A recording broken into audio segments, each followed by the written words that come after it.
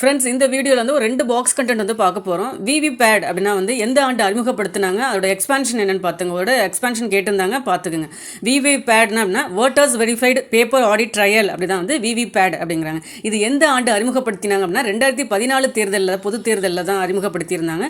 VVPAT அப்படின்னா என்ன அப்படின்னா ஒருவர் தாம் செலுத்திய வாக்கு வந்து சரியானபடி பதிவாகி உள்ளதா என தெரிந்து கொள்ளும் வாய்ப்பு தான் வந்து விவிபேட். இதை எந்த ஆண்டு அறிமுகப்படுத்தினாங்கிறது ரொம்ப முக்கியம். 2014 அதோட வந்து எக்ஸ்பான்ஷன் ரொம்ப முக்கியம். Voters verified paper audit trail இது ஒரு கேட்டிருக்காங்க, நோட் பண்ணிக்கோங்க.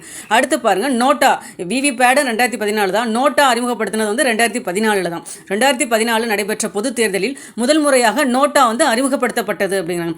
நோட்டாவை அறிமுகப்படுத்திய 14வது நாடும் வந்து இந்தியா அப்படிங்கிறாங்க. ஸோ அந்த 2014 நல்லா நோட் பண்ணிக்கோங்க.